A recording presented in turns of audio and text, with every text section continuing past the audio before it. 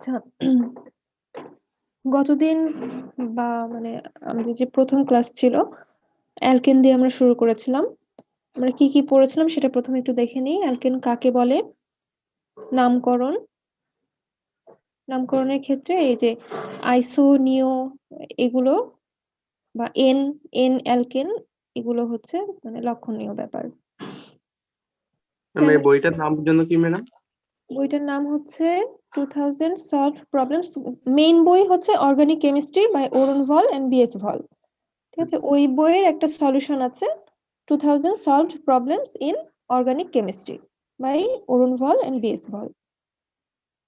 এটা ওই সলভড যে বইটা ওইটাই। ম্যাডাম আমি টেক্সট বুক পাইছি। টেক্সট বুক পেয়েছো? মানে মেইন বই তাই তো? হ্যাঁ, অরুণ বলে বিএস বলে। আচ্ছা, মেইন বই থেকে আমি তো দিয়েই দিচ্ছি, এটা সলভ যে পার্ট গুলো ওগুলো তো দিয়েই দিচ্ছি, মেইন বই থেকে দেখো।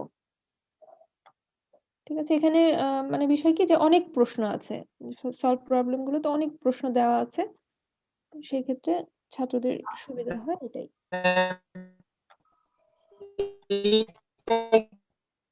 তুহিন কিছু বলছি, কথা কেটে আসছে। দিচ্ছেন এটা কি মেইন বই না? তুহিনের কথা বুঝে মেইন বই না আমাদের যেটা পড়াচ্ছেন? আমি যেটা দিচ্ছি না এটা সলভ প্রবলেম। মেইন বই থাকলে তো আরো ভালো। আচ্ছা, নেক্সট যেটা ছিল প্রাইমারি, সেকেন্ডারি, টারশিয়ারি কার্বন কাকে বলে সেগুলো। আর তারপরে হচ্ছে আইউপ্যাক সিস্টেমে আমরা নামকরণ শিখেছি। প্রিপারেশন, অ্যালকেন কিভাবে প্রস্তুত করা যায় বিভিন্ন রিঅ্যাকশনের মাধ্যমে। তারপর হচ্ছে properties of alkane. Properties of অ্যালকেনের মধ্যে আছে অ্যালকেন কি কি ধরনের রিঅ্যাকশন দেয় এবং অ্যালকেন থেকে অন্য কোনো অর্গানিক কম্পাউন্ড প্রস্তুতকরণ। এটাই মেইনলি আমরা শিখেছিলাম। আচ্ছা, এখানে দেখো আমরা লাস্টে একটা বলেছিলাম যে ইম্পর্টেন্ট কোশ্চেন পড়েছি, পাইরোলাইসিস বা এই ক্ষেত্রে ক্র্যাকিং। এখান থেকে আমরা দেখতে পাই যে অ্যালকেন থেকে অ্যালকিন কিভাবে উৎপন্ন করা যায়, এই একটা পদ্ধতি, একটা মেথড। ঠিক আছে, হয়তো এই একই প্রশ্ন দুই রকম ভাবে আসতে পারে, পাইরোলাইসিস বা ক্র্যাকিং কাকে বলে, অথবা ইথেন থেকে কিভাবে ইথিলিন প্রস্তুত করবা। আরো অন্যভাবেও করা যায়, এই পদ্ধতি ছাড়া আরো অন্যভাবেও করা যায়। তো এইটা হচ্ছে গত দিনের পড়া আমাদের ছিল। আজকে আমরা অ্যালকেনটা কমপ্লিট করব। আচ্ছা, প্রথমে আসছে মেকানিজম। ঠিক আছে, কিছু কিছু অ্যালকেনের কিছু রিঅ্যাকশন এক্ষেত্রে হচ্ছে মেইনলি হ্যালোজেনেশন। একটু জুম। ঠিক আছে, আচ্ছা, হ্যালোজেনেশন, অ্যালকেনের হ্যালোজেনেশনের মেকানিজমটা প্রথমে আমরা পড়ব। কোশ্চেনটা কি? Discuss the mechanism of chlorination of methane. প্রথমে কি বলেছে? মিথেন, প্রথম লাইনটাই এরকমটা হবে যে মিথেন রিঅ্যাক্টস উইথ ক্লোরিন, বা এখানে যদি হ্যালোজেনেশন এই টার্মটা ইউজ করা থাকে তাহলে বলতে হবে methane reacts with halogen in the presence of UV light or at 400 degree Celsius to give methyl chloride and hydrogen chloride. তো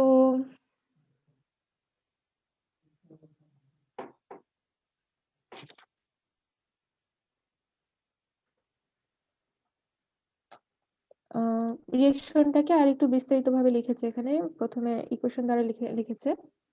এই রিঅ্যাকশনটা তো আমরা সবাই পারবো। আচ্ছা, এই রিঅ্যাকশনটা জাস্ট এখানে স্টপ হয় না। নেক্সট যে কথা আসছে সেটা হচ্ছে যে একটা হাইড্রোজেন একটা ক্লোরিনের মাধ্যমে প্রতিস্থাপিত হয়ে যায় না। যদি ক্লোরিনের সংখ্যা বেশি থাকে তাহলে হাইড্রোজেন অ্যাটম এখানে প্রতিস্থাপিত হতে থাকে এবং লাস্ট কোন প্রোডাক্ট উৎপন্ন করবে? Carbon tetrachloride.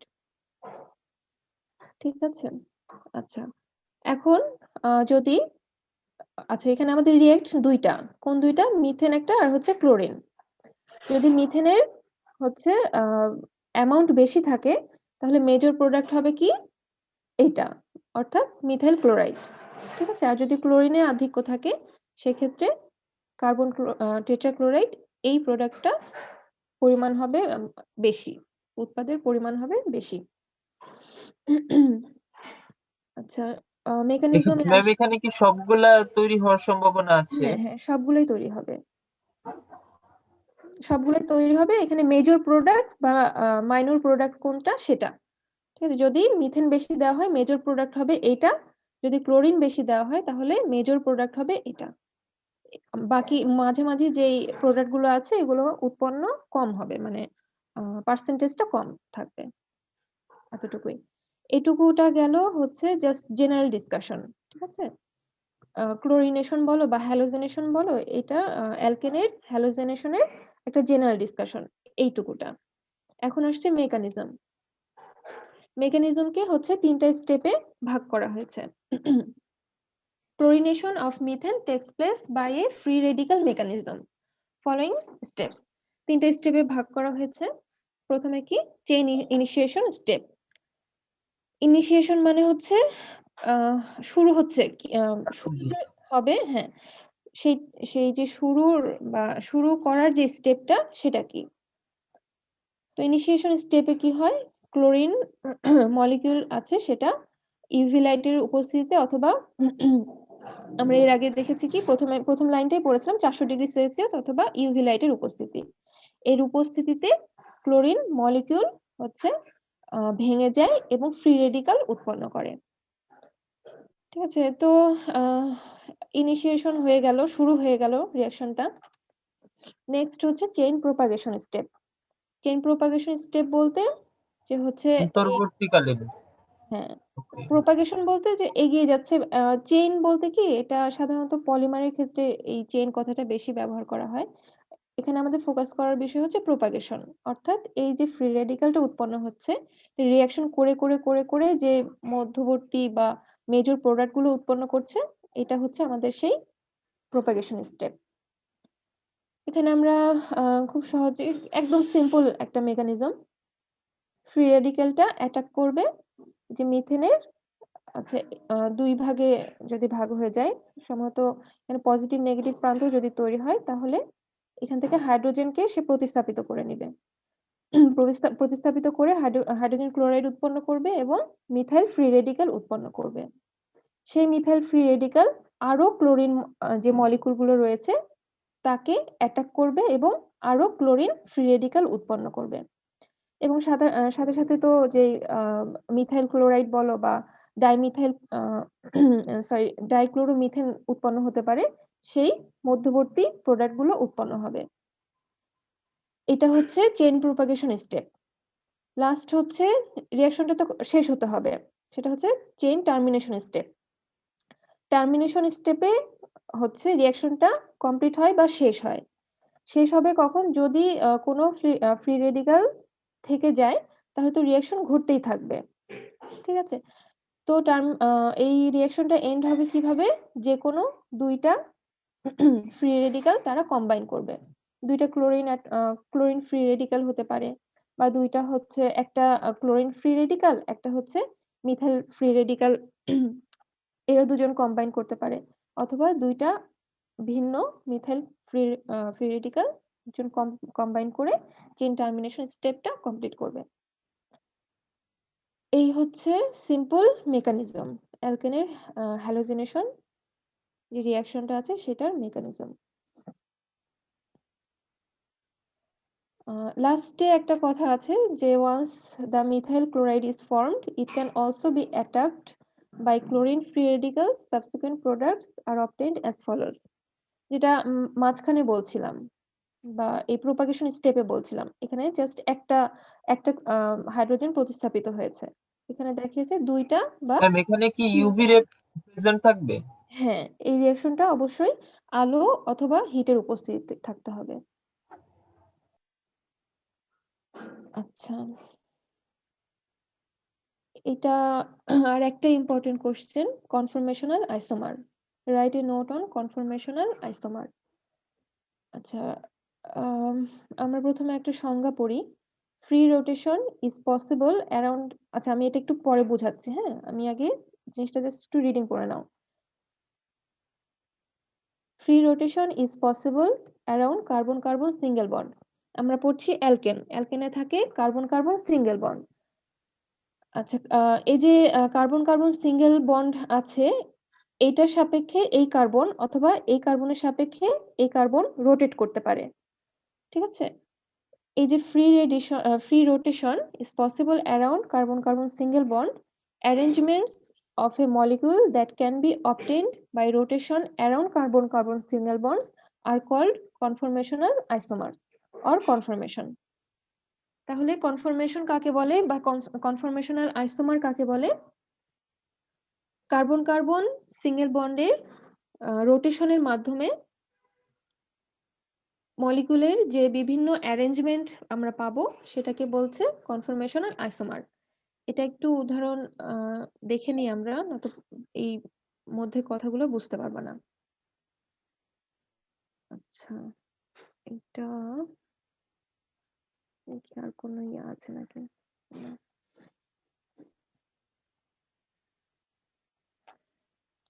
এখানে দেখো, এটা কি মিথেন ইথেন, ইথেন মলিকুল আছে।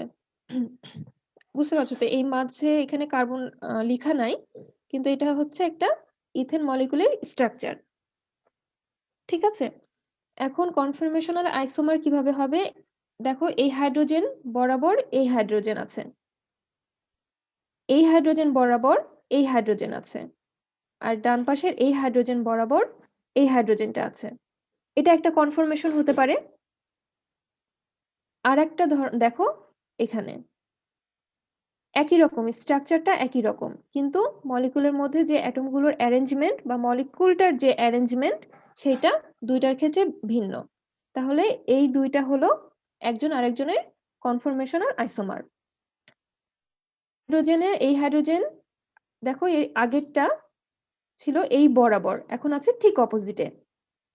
ঠিক আছে? এই দুটার একই রকম নাই, এখানে ছিল এই দুটার বরাবর ছিল, এখানে আছে ঠিক অপোজিটে। এখানে হাইড্রোজেন দিয়ে বোঝানো হয়েছে, এখানে হয়তো মিথাইল মূলকও থাকতে পারতো বা কোনো হ্যালোজেন মূলকও থাকতে পারতো, সেক্ষেত্রে আমাদের বুঝতে সুবিধা হতো। ঠিক আছে? সেটা একটু পরবর্তীতে আসবে। দেখো, এই দুইটা যে আইসোমার, কনফরমেশনাল আইসোমার কেন হলো সেটা বুঝতে পারছো? না ম্যাম। বুঝতে পারোনি? আইসোমার কাকে বলে? দুজনের হচ্ছে যে মলিকুলার ফর্মুলাটা সেটা একই থাকবে, কিন্তু স্ট্রাকচারের ভিন্নতা থাকবে। ঠিক আছে? এখানে কি ভিন্নতা? কনফরমেশনের ভিন্নতা। কনফরমেশন কি বলছে? যে মলিকুলের যে অ্যারেঞ্জমেন্ট বা মলিকুলের মধ্যে অ্যাটমগুলোর যে অ্যারেঞ্জমেন্ট সেগুলোর ভিন্নতার কারণে দুইটা হচ্ছে আইসোমার উৎপন্ন হয়েছে। এইখানে হাইড্রোজেন অ্যাটম, এই হাইড্রোজেন অ্যাটম বরাবর আছে, কিন্তু এই মলিকুলে বা এই ক্ষেত্রে এটা ঠিক অপোজিটে আছে। ঠিক আছে? এখানে হাইড্রোজেন অ্যাটম দ্বারা বোঝানো হয়েছে, তুমি হচ্ছে এখানে ব্রোমিন অ্যাটমও মনে করে নিতে পারো বা কোনো একটা হ্যালোজেন অ্যাটমও মনে করে নিতে পারো। এক্ষেত্রে এই কনফরমেশন বা এই আইসোমারে ঠিক বরাবর আছে, কিন্তু আরেকটাতে আছে, হতে পারে এখানে দেখো 180 ডিগ্রিতে আছে, হতে পারে 60 ডিগ্রিতে আছে বা 90 ডিগ্রিতে আছে, এরকম থাকতে পারে। ঠিক আছে? এদের অ্যারেঞ্জমেন্টের ভিন্নতার কারণে যে আইসোমারটা গঠিত হয় সেটাকে বলে কনফরমেশনাল আইসোমার। বুঝতে পেরেছো? ম্যাম, কোনটার সাপেক্ষে কোনটা হচ্ছে আপনার 90 ডিগ্রি হচ্ছে বা হচ্ছে 180 ডিগ্রি হচ্ছে? একটা হাইড্রোজেন অ্যাটমকে চিন্তা করো। ঠিক আছে? এইটার সাপেক্ষে চিন্তা করো। ঠিক আছে? এটাকে ধরে নাও, যেমন ধরো এই কার্বন অ্যাটমে যে 3টা হাইড্রোজেন অ্যাটম আছে, এইখানে একই আছে। ঠিক আছে? একই ভাবে আছে, অ্যারেঞ্জমেন্টটা একই রকম আছে, কিন্তু এই যে কার্বন কার্বন সিঙ্গেল বন্ড, এই বরাবর যে আরেকটা কার্বন অ্যাটম আছে এবং তার চারপাশে তার 3 পাশে হচ্ছে 3টা হাইড্রোজেন অ্যাটম আছে, তাদের অ্যারেঞ্জমেন্ট ভিন্ন হয়ে গেছে। ভিন্ন হয়েছে না, বলো? জি ম্যাম। এই ভিন্নতার কারণে যে আইসোমারটা তৈরি হয় সেটা তারা হচ্ছে কনফরমেশনাল আইসোমার। ঠিক আছে? Yes ma'am. আচ্ছা, এখন এখানে দেখো, এখানে আর একটা কথা লেখা আছে, নামগুলো আমি পরে ব্যাখ্যা করছি। এই হাইড্রোজেন অ্যাটম এখানে আছে, এই দুইটা হাইড্রোজেন অ্যাটমকে নিয়ে যদি আমরা হচ্ছে কথা বলি, তাহলে এরা বরাবর আছে বা 0 ডিগ্রিতে আছে। এই হাইড্রোজেন অ্যাটম এবং এই হাইড্রোজেন অ্যাটম এদের মধ্যে কোনো কোণ সৃষ্টি করে নাই, তাহলে 0 ডিগ্রি। এখানে কি বলেছে 60 ডিগ্রি রোটেশন হয়েছে, তাহলে এখানে এই হাইড্রোজেন অ্যাটমটা হচ্ছে 60 ডিগ্রিতে হেলে গেছে। ঠিক আছে, এভাবে 60 ডিগ্রি রোটেশন হতে পারে, 90 ডিগ্রি রোটেশন হতে পারে, 180 ডিগ্রি রোটেশন হতে পারে। বিভিন্ন রোটেশনের কারণে বিভিন্ন ম্যাম এটা কি উভয় পাশ থেকে কি রোটেশন করছে?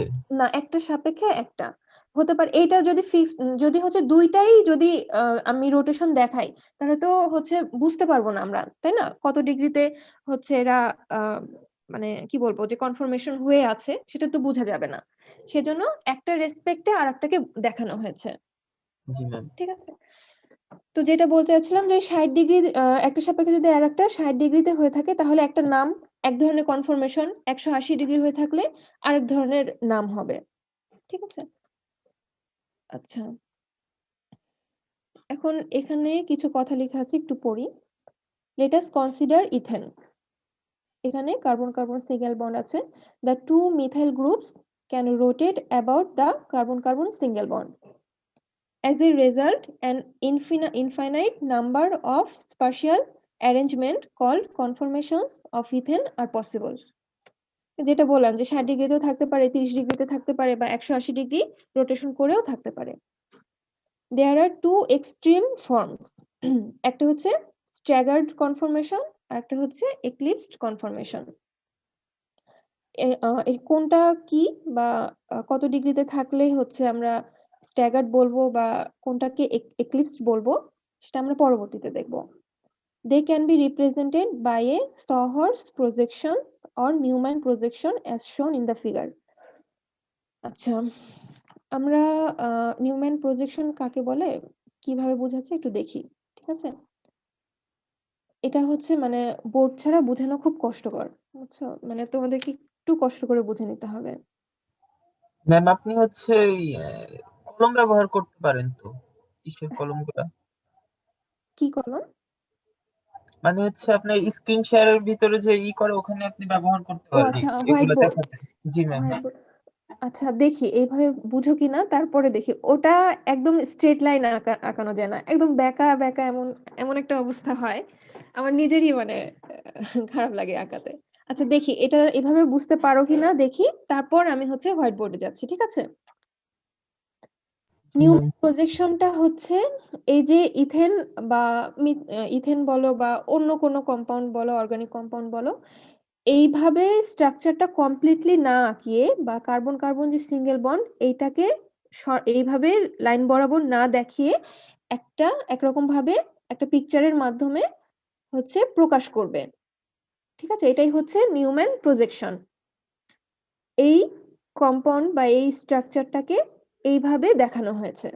ম্যাম এটা কি 2D ডাইমেনশন থেকে দেখাচ্ছে, মানে এক পাশ থেকে? হ্যাঁ, এক পাশ থেকে মানে আমরা তো হচ্ছে খাতায় আঁকাবো। ঠিক আছে, জাস্ট আমরা 2D, এটা সম্ভবত 2D বলতে পারো। জি ঠিক ম্যাম। আছে, 2D হিসাবে আমরা দেখছি। এখানে কোন কোন কার্বন, এখানে তো দুইটা কার্বন আছে তাই না? জি এখানে ম্যাম। কোথায় দুইটা কার্বন যে কোথায়? এখানে হাইড্রোজেন আমরা 3 3 6টা দেখতে পাচ্ছি, কিন্তু দুইটা কার্বন কই সেটা প্রশ্ন থাকতে পারে। সেটা কিভাবে দেখিয়েছে, এখানে দেখো একটা ইন্টারসেকশন, একটা আছে ইন্টারসেকশন আর একটা আছে এই গোল চিহ্ন। ইন্টারসেকশন পয়েন্টেই তো ম্যাম দুইটা থাকবে, যেহেতু আর একটা অপর পাশে আছে। হ্যাঁ হ্যাঁ হ্যাঁ, এই যে ইন্টারসেকশনের মাঝ বরাবর এটা হচ্ছে, এই যে এটা হচ্ছে কি বলে এটাকে, ফ্রন্ট কার্বন। ঠিক আছে, এটা হচ্ছে আমাদের কাছাকাছি আছে, তাহলে এটা ফ্রন্ট কার্বন, আর এটা দূরে আছে সেটা হচ্ছে রেয়ার কার্বন। ঠিক আছে, এই ইন্টারসেকশনের মাঝ বরাবর যে কার্বন অবস্থিত সেটা হচ্ছে আমাদের ফ্রন্ট কার্বন, এই কার্বনটা। ঠিক আছে, আর এই যে গোল চিহ্ন দ্বারা বোঝানো হয়েছে তার সেন্টারে আছে রেয়ার কার্বন। ঠিক আছে, জি ম্যাম। আচ্ছা সবাই বুঝতে পারছো তো? জি ম্যাম। আচ্ছা, তাহলে ফ্রন্ট কার্বন কোনটা?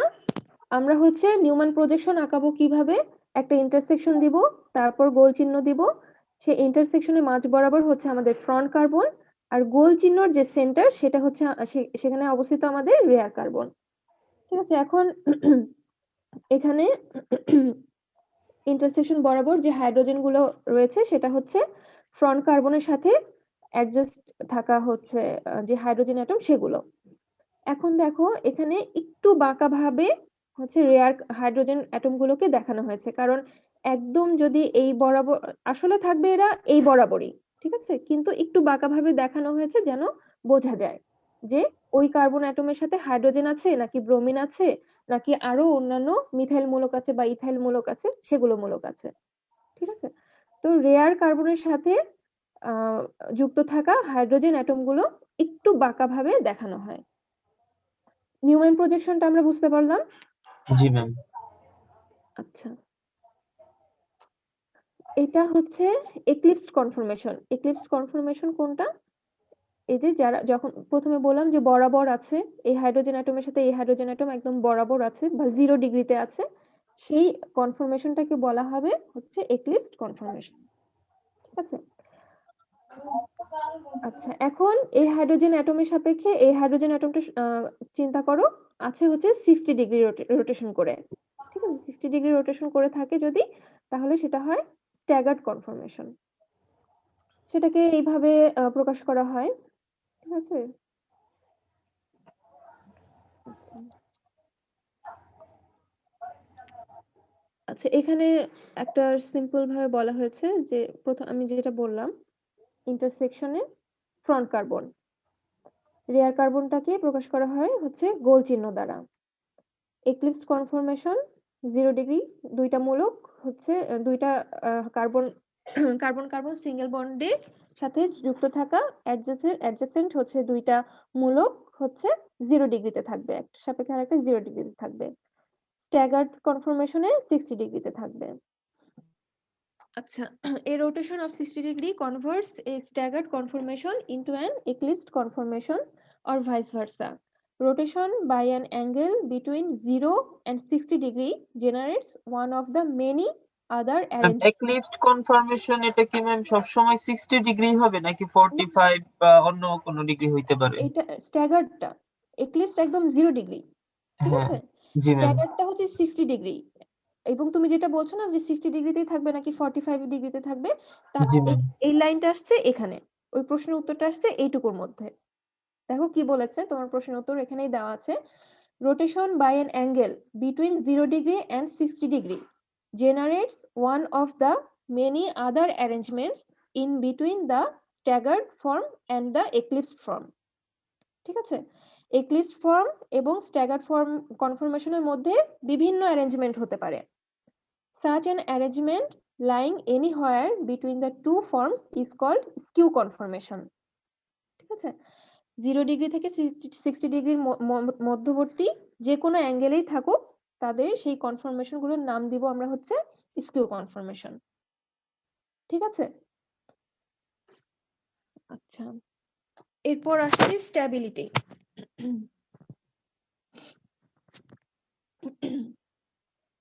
স্ট্যাবিলিটি কার বেশি হবে কার কম হবে?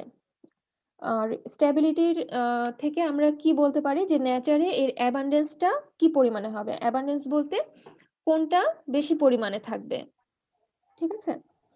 এক্লিপসড কনফর্মেশনটা বেশি পরিমাণে থাকবে নাকি স্ট্যাগার্ড কনফর্মেশনের যে আইসোমারটা আছে সেটা নেচারে বেশি থাকবে? স্ট্যাবিলিটিটা আমরা কিভাবে হচ্ছে ব্যাখ্যা করব? এখানে দেখো, এখানে একটা হাইড্রোজেন অ্যাটম আছে, হাইড্রোজেন অ্যাটম আছে। এখানে হাইড্রোজেন অ্যাটম দ্বারা একদম সিম্পল ভাবে হচ্ছে ব্যাখ্যা করেছে।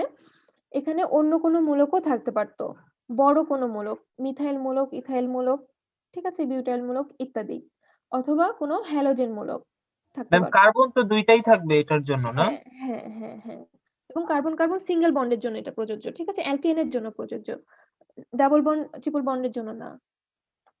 তো এখানে যদি ব্রোমিন অ্যাটম থাকতো, এখানেও যদি ব্রোমিন অ্যাটম থাকতো, এদের তো লাস্ট কক্ষপথে ইলেকট্রনের ডেনসিটি অনেক, তাই না? তো এই যে ইলেকট্রন যদি এর পাশাপাশি থাকতো তাহলে কি এরা রিপালশন করতো না? রিপালশন করতো। এখন দেখো, এই কনফর্মেশনে বেশি রিপালশন হবে নাকি এই কনফর্মেশনে বেশি রিপালশন হবে? রিপালশনটা কোথায়, কোনটাতে বেশি হবে? ম্যাম এক্লিপসডে এক্লিপসে বেশি হচ্ছে কি হবে, রিপালশন রিপালশন হবে। সেজন্য এটার স্ট্যাবিলিটিটা কম হবে, ঠিক আছে। যেই মূলকগুলো আছে সেই মূলকগুলো এমন দূরত্বে অবস্থান করবে, আমরা হচ্ছে যখন শেপ অফ দ্য মলিকিউল পড়েছিলাম, এমন দূরত্বে অবস্থান করবে যেন তাদের মধ্যে রিপালশনটা সবচাইতে কম হয়। তাহলে এক্লিপসড আর হচ্ছে স্ট্যাগার্ড কনফরমেশনের স্ট্যাবিলিটির যদি আমরা তুলনা করি, তাহলে স্ট্যাগার্ড কনফরমেশনের স্ট্যাবিলিটিটা বেশি হবে এক্লিপসড কনফরমেশনের তুলনায়। ম্যাম এই রিপালশনটা কেন হয় কেন হয়? ইলেকট্রন নেগেটিভ চার্জ বিকর্ষণ করে, সেজন্য। ঠিক আছে, আচ্ছা কি বলেছে এখানে একটু পড়ি। দ্য ম্যাম স্ট্যাগার্ড ওখানে তো হচ্ছে হাইড্রোজেন আয়নের কথা বলা হয়েছে না, তাহলে হাইড্রোজেন আয়ন না, এখানে অ্যাটম। আচ্ছা এখানে অ্যাটম, জি ঠিক ম্যাম। আছে। হাইড্রোজেন অ্যাটমের ক্ষেত্রে এখানেও রিপালশন হবে, রিপালশনটা কম হবে, ঠিক আছে। কিন্তু চিন্তা করো এখানে ব্রোমিন আছে, মিথাইল মূলক আছে, আরো বড় বড় কোনো মূলক আছে, ঠিক আছে। তাদের তো হচ্ছে মলিকুলার লেভেলে ইলেকট্রন ডেনসিটি অনেক বেশি হবে, তাদের ক্ষেত্রে রিপালশনটা আরো বেশি হবে, ঠিক আছে। এই হাইড্রোজেন অ্যাটমের মধ্যেও রিপালশন হবে খুব কম, যে উদাহরণগুলো দিলাম তাদের থেকে খুবই কম, তাহলেও একইভাবে এই কনফরমেশনটা হচ্ছে স্টেবল হবে এইটার তুলনায়।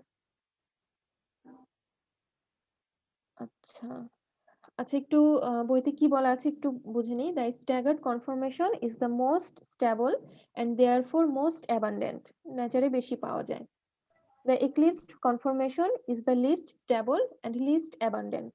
অ্যাবান্ডেন্ট মানে কি? বললাম নেচারে কি পরিমাণে পাওয়া যায় সেটা, ঠিক আছে। আচ্ছা বেশি পাওয়া যায় তার মানে তার অ্যাবান্ডেন্সিটা বেশি। জি ma'am. The skew conformation lie between these two in stability. যেহেতু skew conformation কোনটা 0 থেকে 60 ডিগ্রির মধ্যে, তাহলে তাদের স্ট্যাবিলিটিটাও হচ্ছে এই দুইটার মধ্যে হবে। মধ্যবর্তীতে অবস্থান করবে। এখানে যে কথাগুলো আমি বললাম সেটাই হচ্ছে পিক্টোরিয়াল রিপ্রেজেন্টেশন দেওয়া আছে। ম্যাক্সিমাম রিপালশন এই দুটার মধ্যে হচ্ছে ম্যাক্সিমাম রিপালশন, এই দুটার মধ্যে হচ্ছে ম্যাক্সিমাম রিপালশন। এইটার তুলনায়, ঠিক আছে, এই এক্লিপসড তুলনায় স্ট্যাগার্ডে হচ্ছে রিপালশনটা কম হবে। আচ্ছা, eclipsed conformation is least stable because the hydrogen atoms and bonding pair of electrons on adjacent carbons are as near one another as possible. This causes maximum repulsion. একইভাবে staggered conformation is most stable because the hydrogens and bonding pairs are a maximum distance apart. This causes minimum repulsion. যে কথাগুলো বললাম ওগুলোই বইয়ের ভাষায় লেখা আছে। It is not possible to isolate the different conformations of ethane because they are constantly interconverting.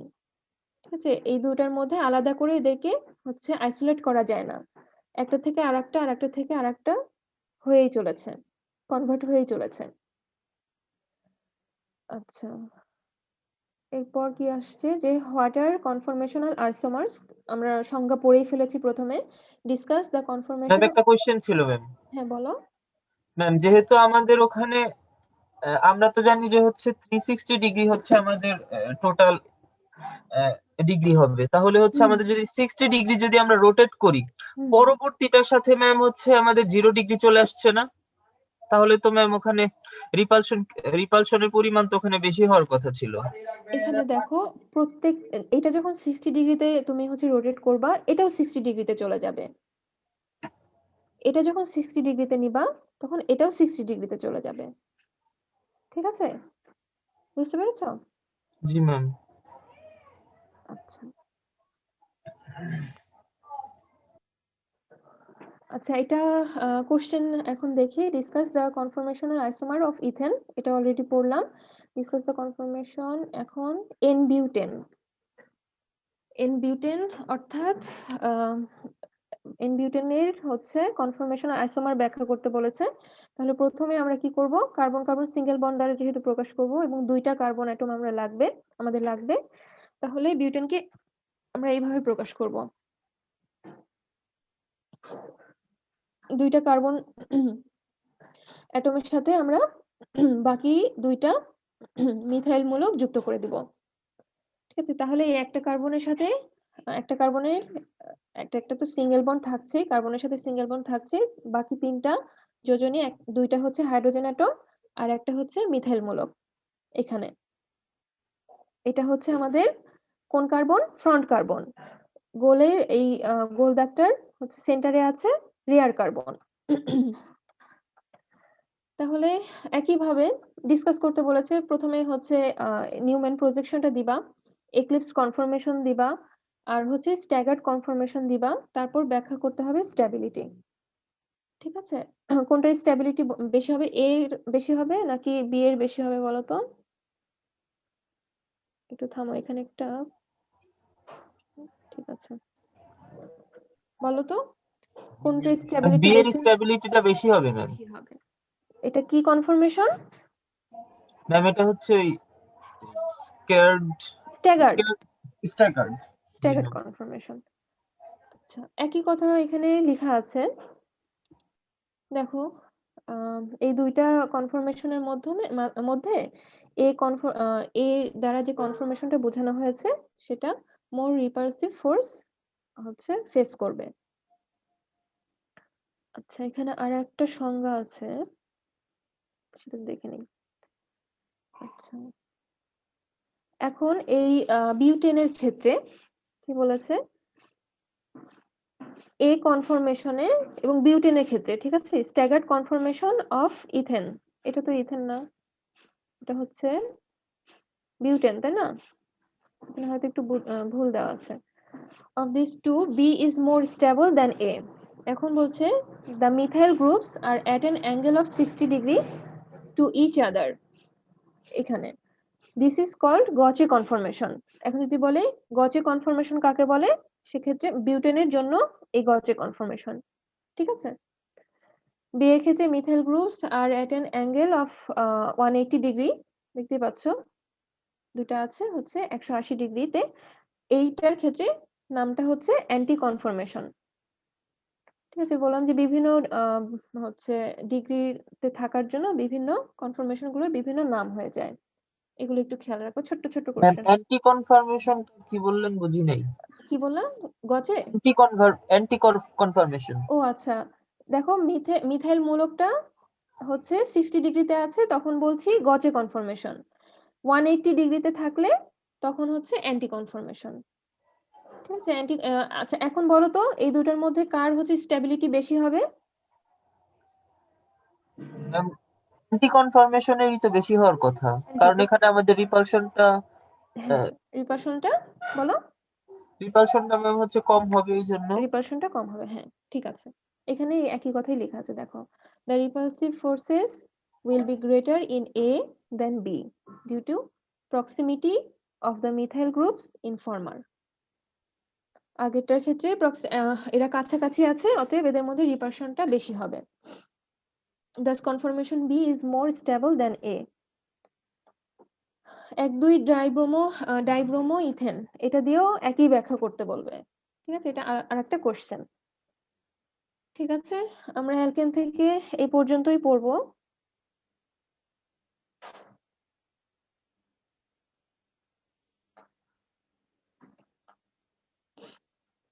আচ্ছা, আজকে এই পর্যন্তই পড়াই। অ্যালকিনের একটু দেখি যদি নামকরণ পর্যন্ত একটু আগিয়ে রাখা যায় কিনা।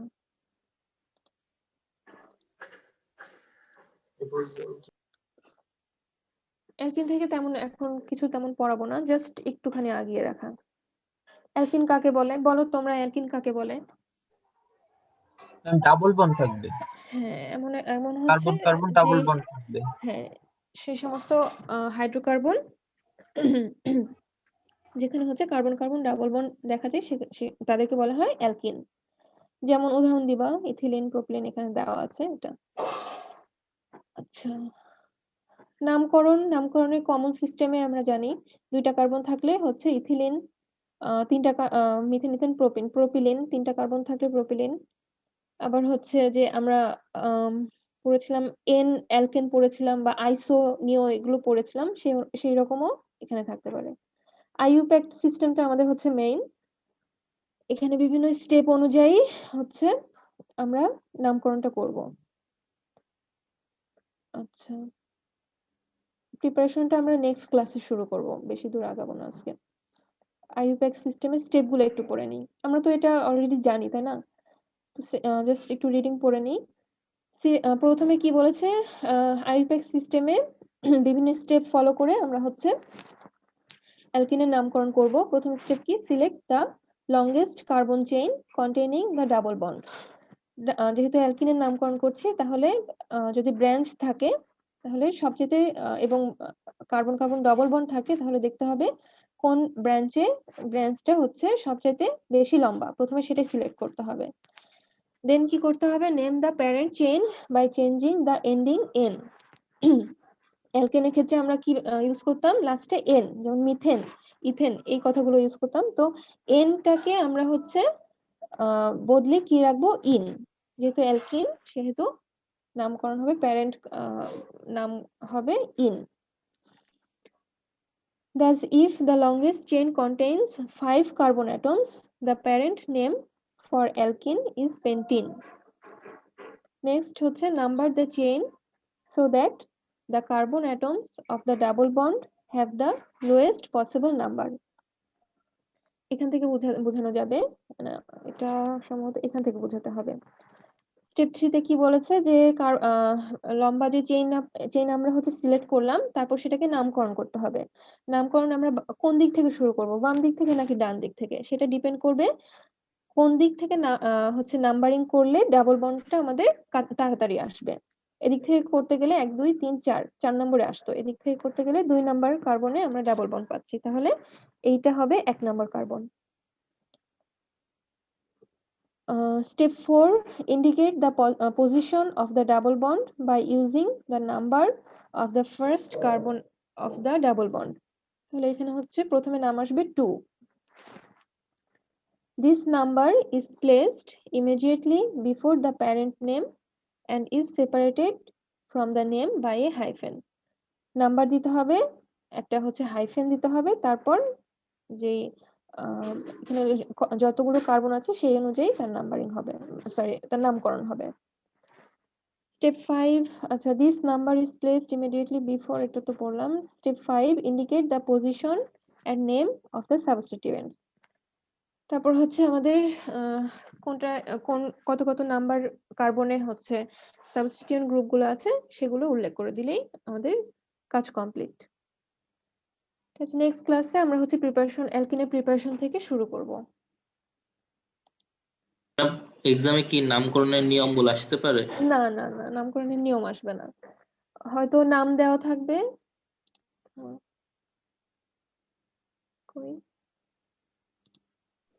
জি তোমাদেরকে স্ট্রাকচার আঁকাতে হবে, অথবা স্ট্রাকচার দেওয়া থাকবে, নামকরণ করতে হবে। ঠিক আছে? জি ম্যাম। ম্যাডাম, হ্যাঁ বলো। ম্যাডাম বইয়ের পিডিএফটা যদি গুগল ক্লাসরুমে দিতেন ভালো হতো। হ্যাঁ, গুগল ক্লাসরুমে তো দিব, ক্লাসরুমে তো দিয়ে দিব। গতদিন জি দেইনি। ম্যাম। ম্যাডাম বই মানে যে বইটা থেকে পড়াচ্ছেন এই বইটার পিডিএফটা। হ্যাঁ, ম্যাম যেটা আমাদের অর্গানিক কেমিস্ট্রির জন্য আরেকটা ক্লাসরুম খুললে ভালো হতো। আরেকটা ক্লাসরুম করব, নয়তো মানে জি এই ম্যাম, নয়তো সেমিস্টারের জন্য। জি ম্যাম, আগেরটার সাথে ম্যাম উল্টা না পাল্টা। ম্যাম, খুলতে হবে না ম্যাম, আচ্ছা, খোলার ঠিক দরকার আছে। নেই। ম্যাম এটাই থাকুক। ম্যাম এটা থাকুক ম্যাম, একটা খুলে বেদার লাগবে ম্যাম, এইভাবে অনেক ক্লাসরুম হয়ে গেছে। কি করবো বলো, তোমরা এখন ভোট দাও। ম্যাম একটাই খুলে, ম্যাডাম ওইটাই থাক, একটাই রাখেন ম্যাম, একটাই রাখেন। ওইটাই থাক, বেশি খুললে ম্যাম সমস্যা হইব।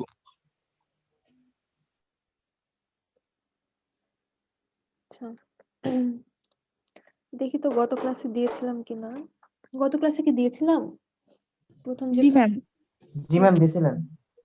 75 পেজ পর্যন্ত ছিল ম্যাম। আচ্ছা,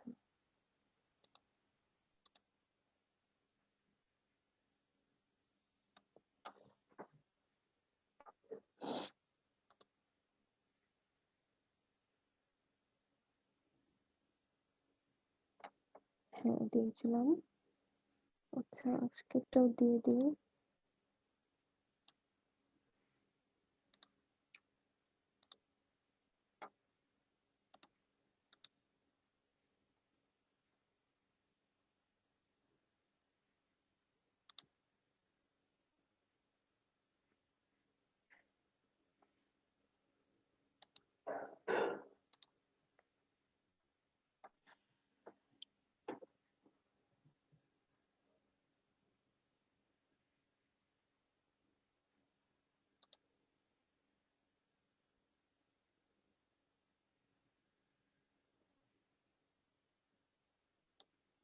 আচ্ছা হয়ে গেছে দেওয়া। তোমরা আজকে 5 জন উপস্থিত। জাস্ট তাহলে কারা কারা আসেনি সেটা দেখতে হবে আমাকে। ম্যাম রোল 20 এর ম্যাম কাকা মারা গেছে তো ওই আজকে আসতে পারবে না, ওটা প্রেজেন্ট দিয়ে দিন একটু। আচ্ছা ঠিক আছে। আর ম্যাম রোল 6 এর ম্যাম কারেন্ট মনে নেই। আচ্ছা ঠিক আছে।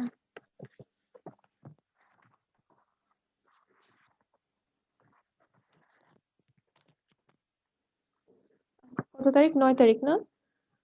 9 তারিখ।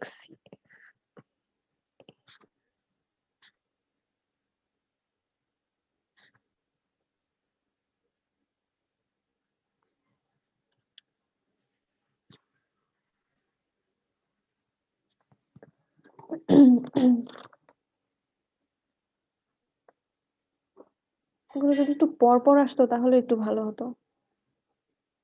আচ্ছা 1 আছো? Yes ma'am. 2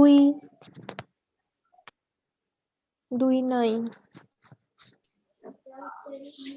ম্যাম আছি 2 রোল। ও 2 আছো, আচ্ছা ঠিক আছে। জি ma'am. 3 Yes, ma'am. 4 Yes, ma'am. 5 yes আছে, ম্যাম। 6 ওর কারেন্ট নাই ম্যাম ও বাসাতে। আচ্ছা আচ্ছা তোমরা বলে দিও হ্যাঁ। 6 7 7 আছো? 7 তো নাই তো। না ম্যাম। ছাত্র নাই আমাদের। আচ্ছা 7 অনুপস্থিত। 8 ইয়েস ম্যাম। 9 yes ma'am. 10 10 10 আছো?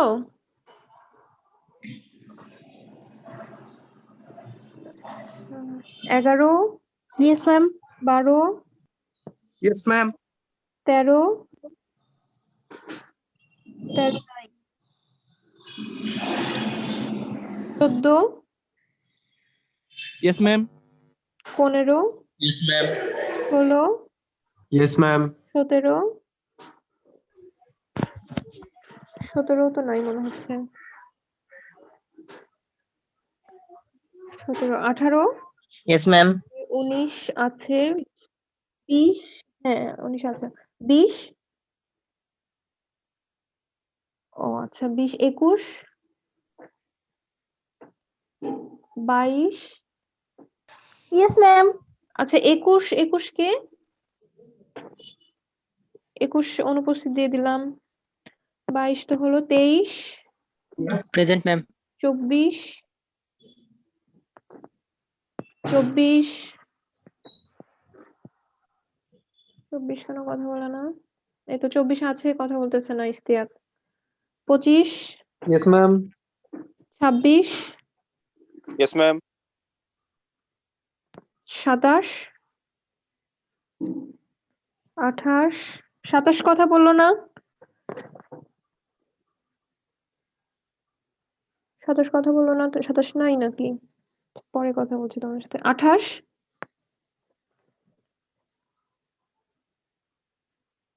28 কি ব্যাপার নাই কেন? এতজন নাই কেন? 28 অনুপস্থিত রাখি তো পরে কথা বলছি। 28 29 Yes, ma'am. 30 আছে। 30 হ্যাঁ 30 তো 30 পর্যন্তই না? ম্যাম 180 আছে। হ্যাঁ 18 ওটা 31 আছো কি? না ম্যাম। 31 30 নাই। পর্যন্ত। আর 18 হচ্ছে 12 আর হচ্ছে 08। 18 18 12 আর 08 হ্যাঁ 2টা 18 সিরিজ দেখছি, আগে তো ছিল না মনে হয়। ম্যাম এই 1 2 তে ম্যাম 2 জন এড হইছে। ও আচ্ছা 18 12 জি ম্যাম 12। তুহিন আর 18 08 80। আচ্ছা ঠিক আছে। তাহলে তোমরা কি 32 জন হলো নাকি? না ম্যাডাম 31 জন। আমাদের 7 রোল তো নাই, আমাদের সাথে জয়েন করে নাই। ও আচ্ছা 7 এরও তো বাদ যাবে। তাহলে আজকে অনুপস্থিত, এরা তো উপস্থিত।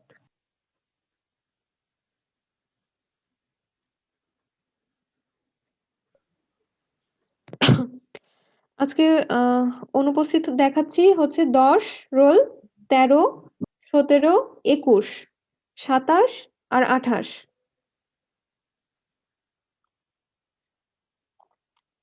আচ্ছা ঠিক আছে, তাহলে ওকে উপস্থিত করে দিলাম। তাহলে 7 রোল তো নাই। 10, 13, 17, 21 আর 27 21 জন অনুপস্থিত হলো।